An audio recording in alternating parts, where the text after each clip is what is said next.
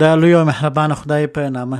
د افغانستان د صنعت او تجارت وزارت مرستیال د ملي سوداګرو د یو ګډ پلای په ملتیا بنگلاديش هیواد ته تللی. اول ته د افغانستان د کورنیو تولیداتو لپاره د بازار موندنې او د دواړو هیوادو ترمنځ پر ګډې سوداګرۍ مفصل بحثونه او ناستې کړي دي. دا چې په دې سفر کې د افغانستان د اسلامي امارت پلاوی څومره لاسته راوړنې لري او د سوداګرۍ او صنعت په برخه کې به کوم پرمختګونه رامنځته سي، د همدې پلاوی د یو غړي او د هلمند د معدن او صنایعو د خونې د رئیس رحمت الله نظری سره ځانګړې مرکه پرې لرو. هیله ده چې د خپرونې تر پاره سره ملتیا وکړي.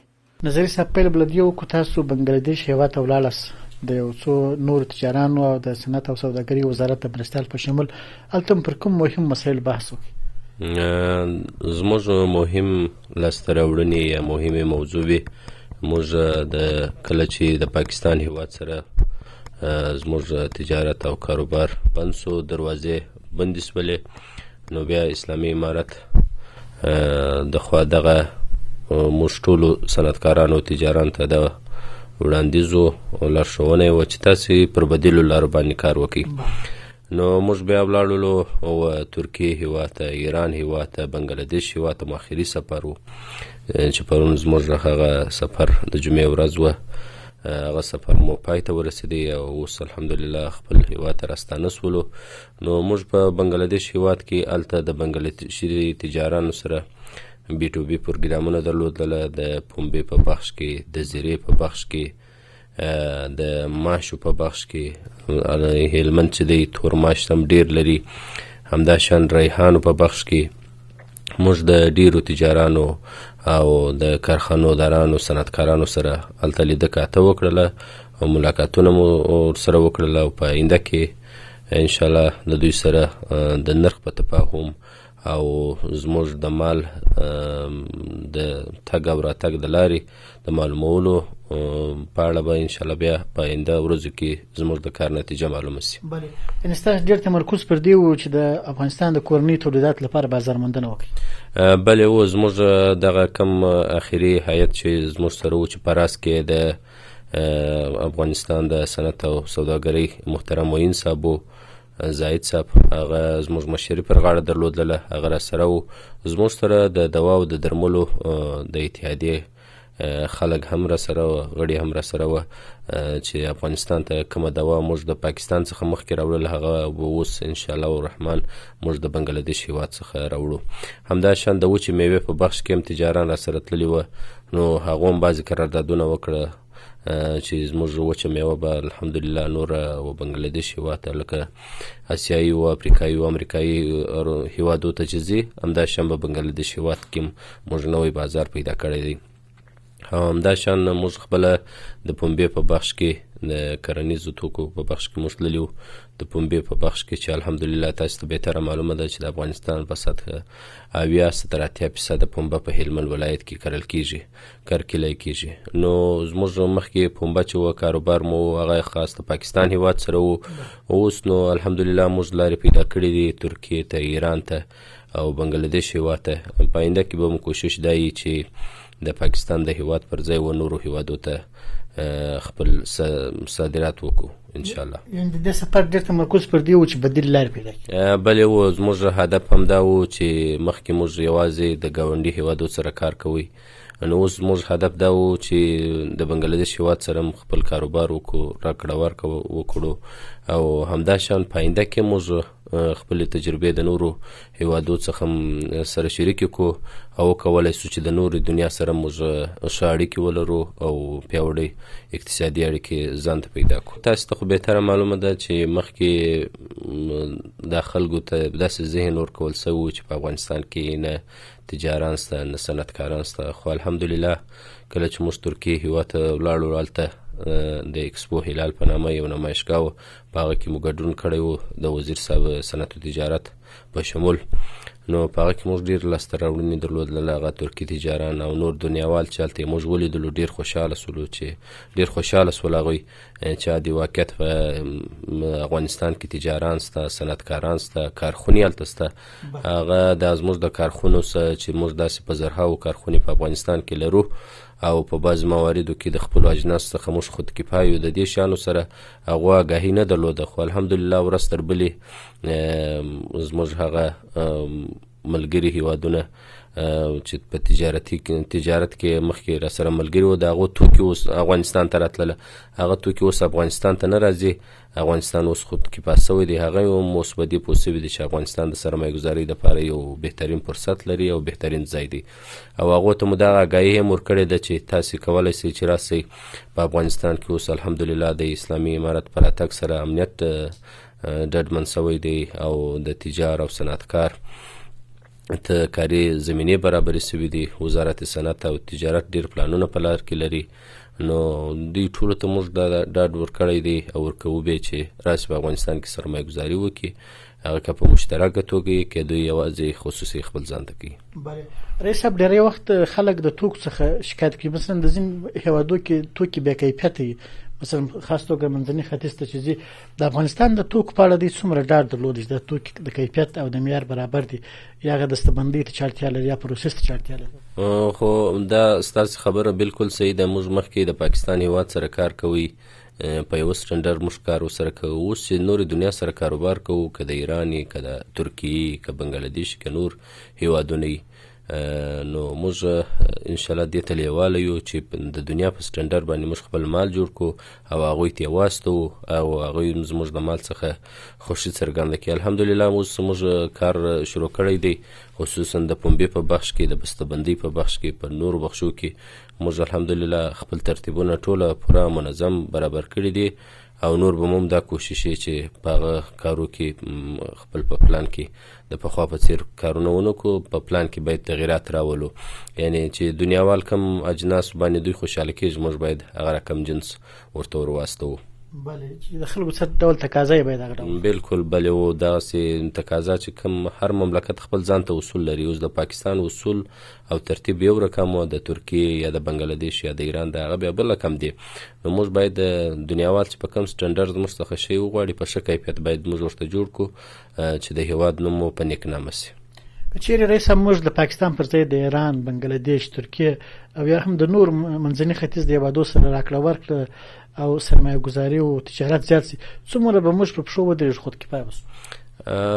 تاسو ته بهتره معلومه ده، همدرد صاحب د اسلامي امارت په راتګ سره په افغانستان کې ډېرې کارخونې د جمهوریت په وخت کې چې جوړې سوي وې هغه د فلج سره مخ وې، خو الحمدلله کله چې اسلامي امارت راغی د تجار او صنعتکار امنیت ډاډه سو، نو ټول صنعتکاران چې په خارج کې پانګوال نه کوله، ټول تجاران چې هلته سرمایه ګذاري کول، هغوی ټوله راغله دې ته یې زړه ښه کوي چې خپل په هیواد کې سرمایه ګذاري وکړي او په خپل وطن کې و خپلو نورو هیوادوالو ته د کار زمینه برابره کړي.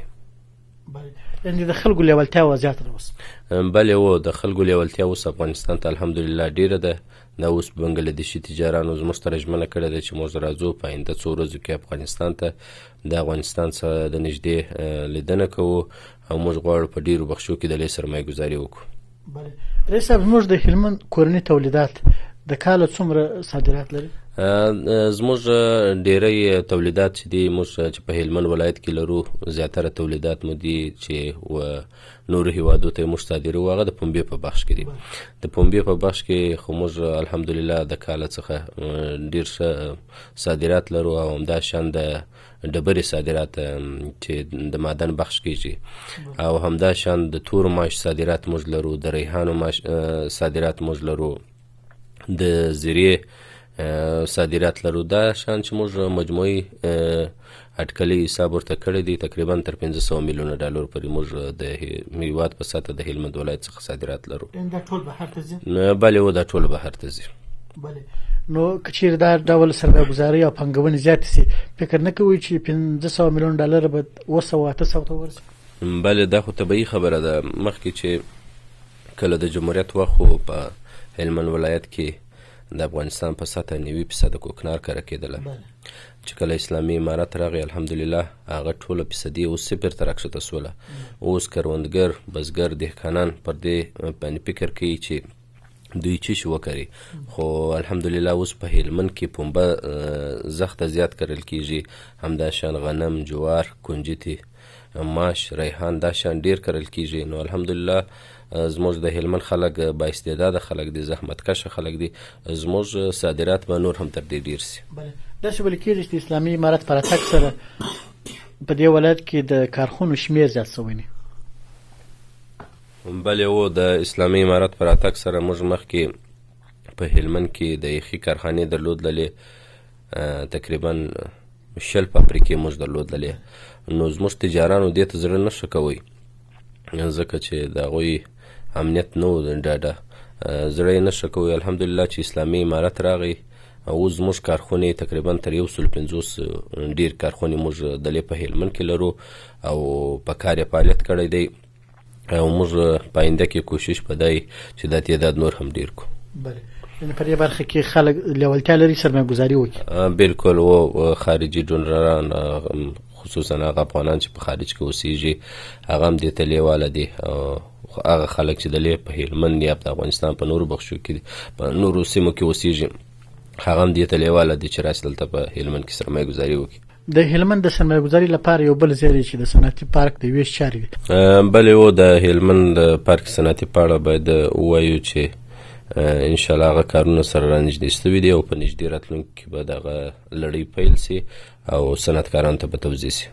علت یې څه و چې کارونه یې وځنډېدل؟ نو دا داسې دولتي پروسه ده، دغه مځکه چې اړول کېږي دا ټوله مځکې په زراعت وزارت یا په بل وزارت پورې مربوط دي، بیا چې د صنعت او سوداګرۍ وزارت ته اوړي طبعا یو څه کاغذي کاروایي غواړي، مشکلات دي پکښې. نو هغه مشکلات او خنډونه باید ټوله د منځ څخه ولاړ سي او بیا صنعت او سوداګرۍ وزارت هم ځکه په لاس کې ورکول سي، دغه طریقه بیا صنعتکارانو، تجارانو، پانګوالو ته توضیح سي. یعنې د صنعتي پارک په ویش سره به د فابریکو شمېر هم زیات سي؟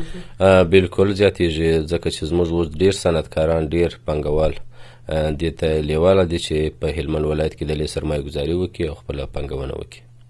یعنې دا د هلمند تجاران دي که د نورو ولایتو هم لیوالتیا لري؟ نو الحمدلله هلمند ولایت هم خپله تجاران ډیر لري، سرمایه ګزاران ډیر لري، د وخت څخه لري، خو د هلمند ولایت خلک هم دې ته لیواله دي او د ټول افغانستان په سطحه ټول افغاني تجاران کولی شي چې راسي په دې کې زموږ سره برخه واخلي او په هلمند کې د دلې سرمایه ګزاري وکړي، خصوصا هغه بهر میشتي تجاران چې په بهر کې دي، پر هغو باندې زموږ بیا هم دا غږ دی چې هغه راسي دلې خپل په هېواد کې پانګونه وکړي او خپلو هېوادوالو ته د کار زمینه برابره. تاسو او هلمند کې د سوداګرۍ خونې کوم فعالیتونه سرته رسولي چې مثلا تاسې بهرني ډونران او یا هم په هېواد کې یو شمېر ملي سوداګر دې ته هڅولي دي چې راسي په هلمند کې سرمایه ګزاري وکړي؟ نو طبعا داسې یو تجار او د بل تجار سره رابطه لري، یو صنعتکار د بل صنعتکار سره رابطه لري، همداشان په خارجي هېوادو کې موږ ډېر ملګري لرو، افغانان ملګري مو دي، هغو ته مو دا په بار بار غږ کړی دی، دا غوښتنه مو ځینې کړې ده چې راسئ موږ هم دلته په افغانستان کې سرمایه ګزاري کړې ده، تاسې هم راسئ دلې په افغانستان کې زموږ سره سرمایه ګزاري وکړئ. افغانستان کې اوس د کار ښه فرصتونه پیدا سوي دي، ښه زمینې راته پیدا سوي دي چې دا بیا بل وخت نه راته ماسرېږي. نو دا د افغانستان دپاره اوس د خوشحالۍ ځای دی چې خلک دې ته ډېر لیوال دي، حتی افغانان لا څه کوي، خارجي ډونران دې ته اوس لیواله دي چې راسي په افغانستان کې سرمایه ګزاري وکړي. یو شمېر پانګوال شکایت کوي چې خلک د کورنۍ تولیدات څخه استفاده نه کوي. بالکل دا خو پر ځای خبره ده، کورني تولیدات خو موږ ستاسې د اوس نوي دي، نو که هغه په هر بخش کې که خوراکي بخشونه که نور بخشونه، خو د افغانستان خلک انشاءالله د خپلو کورني تولیداتو څخه باید په هر وخت کې استفاده وکړي او خپل د هېواد پر تولیداتو باندې باید باور ولري، ځکه چې افغانستان اوس الحمدلله د اسلامي امارت پر راتګ سره که هغه په هر بخش کې، که د صحت په بخش کې، که د وزارت تجارت په بخش کې، که د بل بخش د هر وزارت مربوطه موضوعي هغه شی چې تولیدیږي، زموږ اسلامي امارت و دې ته ډېر لیواله دی چې پر کیفیت باندې ډېره کار وکړي، یعنې زموږ کیفیت ظرفیت لوړونه باید ډېره لوړه سي. کیفیت هم کار سوی دی اوس؟ انشاءالله ډېر کار سوی دی. موږ بې کیفیته شی زموږ په وزارتو کې اوس هغه شیان چې بې کیفیته وو هغه اوس بیخي نه تولیدېږي. ټوله د دنیا په سټنډرډ باندې موږ اجناس تولیدوو. حتی موږ ډېر جنسونه دي چې نورو هیوادو ته، اروپایي هیوادو ته، اسیایي هیوادو ته، حتی امریکا ته لا هم زموږ د افغانستان اجناس لیږدول کېږي. بله رئیس صاحب، بله مسله د هلمند کې د 3 ورځني نندارتون ده. د دغه نندارتون د پرانیستلو هدف څه و؟ د هلمند په ولایت کې چې دغه نننی نندارتون نن یې موږ تاسې پرانیست غونډه درلودله، دا د هلمندیانو دپاره، د هلمندي صنعتکارانو او تجارانو دپاره ډېر د خوشحالۍ ځای و، ځکه چې د اسلامي امارت په راتګ سره دا دوم نندارتون دی چې جوړیږي. زموږ هلمندي ولس هم پر دې باندې پوه سي چې په افغانستان کې خصوصا په هلمند کې موږ هر شی زموږ هلمندي تجاران جوړولی سي، هلمندي سوداګر یې جوړولی سي. هغوی ته هم دغه یو زمینه برابریږي چې زم سبا باید داسې یو کار وکړم، داسې یو لاسته راوړنه ولرم، که تجاري که صنعتکاري، چې زم باید داسې یو خونه دغه جوړ کړم، یو کارخانه جوړ کړم، یو فابریکه جوړ کړم. او همدا شان عام خلک چې بیا راځي د دې نندارتون څخه لیدنه کوي، هغوی به هم بیا په دې پوه سي چې زموږ په هلمند یا په افغانستان کې دا پلانکی شی جوړېږي، زه باید د دې څخه استفاده وکړم. تر ډېره حده پورې د کورنۍ تولیداتو لپاره بازارموندنه شوله؟ بلې و، د نمایشګاه هدف یا د نندارتون هدف هم همدا یي چې په هر هېواد کې چې جوړیږي، که هغه داخلي که خارجي، هر څوک خپل توکي راوړي او عام خلک راځي د هغو څخه لیدنه کوي، په آینده کې خپل پلان ورته سنجوي. یعنې په دغه نندارتون کې د هېواد د بېلابېلو ولایتو پانګوالو ګډون کړی و؟ بلې و، په دې نندارتون کې د کندهار ولایت، د هرات ولایت، د کابل ولایت اجناس راغلي وه، د نندارې ته وړاندې سوي وه. د مزار شریف د بلخ ولایت د کارخانو اجناس هم دلې راغلي وه چې ډېری بخشونه د خوراکي توکي وه، نو هغه هم راغلي وه دلې زموږ سره یې ګډون وکړي. بلې نندارتون د صنعت په وده کې څومره رول لري؟ د نندارتون په دنیا کې نندارتونونه دا بیخي ډېر همدرد صاحب جوړیږي. د هغوی هدف هم دا دی چې خپل داخلي توکو ته وده ورکړي. یعنی که یو څوک یو شی جوړوي، یو کارخانه والا یو شی جوړوي، د هغو دپاره یو مارکیټینګ په دې ځای کې کېږي. زه او ته او بل احمد او محمود ورځو، په هغه ځای کې ګورو، هغه نوی شی چې مو تر سترګو سو، هغه سم د کیفیت په اړه معلومات کولی سو، د نور شیانو په اړه معلومات کولی سو. په آینده کې بیا دغه څخه عام خلک استفاده کولی سي. دا یو مارکیټینګ دی د صنعتکارانو دپاره. بله، یعنې په دغه نندارتون کې داسې توکي مو چې خلک خبر نه و چې داسې تولیدات موږ لرو؟ بلکل، دا طبیعي خبره ده. داسې شیان خو لا و چې موږ صنعت خو زموږ مشخص شی دی، اما موږ خو لا خپل هم نه خبر چې زموږ په هېواد کې داسې شیان جوړیږي. نو داسې ګڼ شمېر شیان راغلي وه چې نوي شیان وه، هغه دلې جوړ سوي وه. زموږ په هېواد کې د شکور قناعت بخش په نامه یو فابریکه ده په مزار شریف کې، هغه کې تقریبا موږ بیخي په ډېره غټه اندازه بسکوټ او کیکو خوراکي توکي جوړ کړي وه او دلته یې نن نندارې ته راوړې وه. زموږ درنو مسؤلینو وکتله او ډېره خوښي ځینې څرګنده کړله. واقعیت چې په خارج کې موږ کم شیان خورو یا مو لیدلي دي، هغو کیفیت او د دې کیفیت چې وګورې زموږ د خپلو تولیداتو کیفیت ډېر ښه دی. یعنې زموږ کیفیت پر اعلی دی؟ هو الحمدلله زموږ کیفیت ډېر ښه دی. د کیفیت د کورنۍ تولیدات څخه د استفادې په برخه کې د عامه خلکو لپاره د عامه ذهنیت په خپرېدو کې څوک مسؤلیت لري او په دې برخه کې باید څومره اړتیا شته چې کار وشي؟ نو زموږ ستاسې مسؤلیت خو اسلامي امارت خپل مسؤلیت ادا کړی دی. بار یې زموږ ستاسې په عامو مجلسو کې ویلي دي چې باید موږ ستاسې د خپلو تولیداتو څخه کار واخلو. یعنې په هېواد کې مو چې کم شی تولیدېږي باید هغه څخه کار واخلو، پر ځای د دې چې خارج ته زموږ پیسې ځي، باید خپل په هېواد کې خپل په ځان باندې پانګونه وکړو. نو زموږ ستاسې د عام ولس هم دغه وظیفه ده چې دی زموږ په هېواد کې کم شی تولیدوو، موږ د هغه څخه دی باید استفاده وکړي. په کونړ ولایت کې تاسو د ځپل سوو کورنۍ سره د مرستې پروګرام درلود، هغه څه ډول پروګرام او تر کومه حده پورې رسېدلی؟ بلې و، هغه پروګرام الحمدلله موږ په کونړ ولایت کې چې زموږ کوم وړونه د متضرره سوله، شهیدان سوله، الله پاک دې د هغو شهادت قبول کړي، زخمیانو ته دې الله پاک عاجله شفا ورکړي او کورنۍ ټولو غړو ته دې الله پاک صبر جمیل ورکړي. د هغو دپاره موږ د ولایت په مقام کې یو مجلس وکړي چې دغه مجلس نتیجه دا راووتله چې موږ به د هغو کورنۍ دپاره چې هغه زموږ کم وس و توان دي د هغو دپاره به موږ هلته په کونړ ولایت کې کورونه هغو ته جوړو. الحمدلله د کورونو پروسه مکمله خلاصه سوې ده. اوس یو مسجد پاته دی، نو دغه مسجد چارې هم تقریبا 90% 80% خلاصې دي او انشاءالله په آینده څو ورځو کې به یې ور تسلیم کړو. دا کورونه جمله تعداد 11 کوره دی او یو دانه جومات دی چې جومات زه خپل په شخصي لګښت جوړوم او کورونه چې دي هغه د عامو مسلمانانو چې کومې مرستې راټولې کړي دي د هغوی مشترک دي. د کونړ ولایتي ادارې هم کومک همکاري کړې ده؟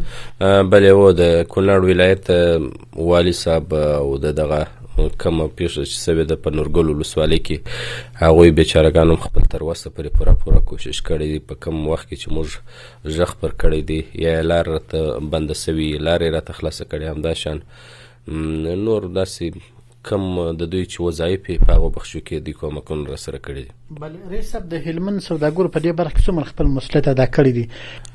د هلمند په ولایت خو یو داسې ولایت دی چې د افغانستان په هر غم و درد کې دوی ونډه اخیستې ده. نو ډېری لاسته راوړنې په دې بخش کې هلمند ولایت لري.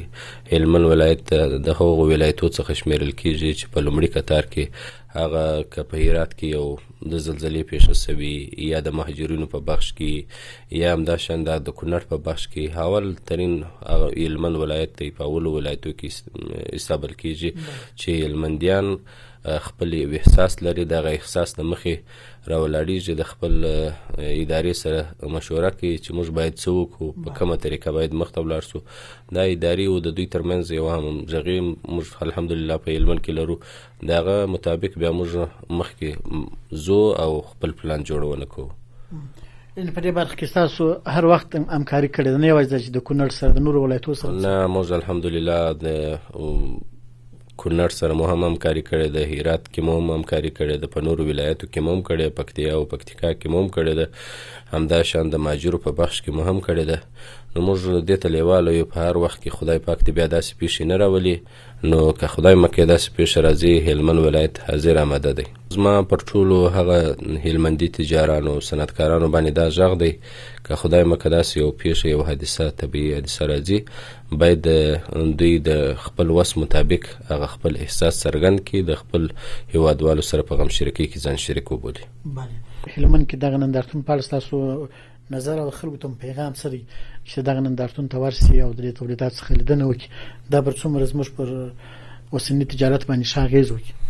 زما پر ټوله هلمندي ولس باندې دغه غږ دی، پر ټولو افغانانو باندې مې دغه غږ دی. کوم شی چې زموږ په هیواد کې موږ دغه څخه استفاده کوو او هغه زموږ په هیواد کې جوړیږي، زموږ په ولایت کې جوړیږي، موږ باید دغه څخه استفاده وکړو. ځکه دغه خپلې پیسې باید و پردي ملک ته وانستو او خپل په هیواد کې خپله پانګونه خپل په ځان باندې وکړو.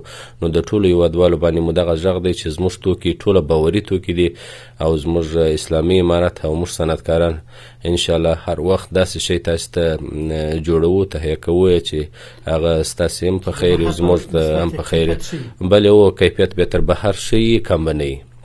ډېره مننه کوري صاحب، کور مو ودان. سلامت اوسئ، جوړ اوسئ. د هلمند راډیو قدرمنو اورېدونکو ځانګړې مرکې خپرونه همدومره وه چې د هلمند ولایت د صنایعو او معدن خونې له رئیس الحاج رحمت الله نظري صاحب سره مو ترتیب کړې وه. تر بیا هم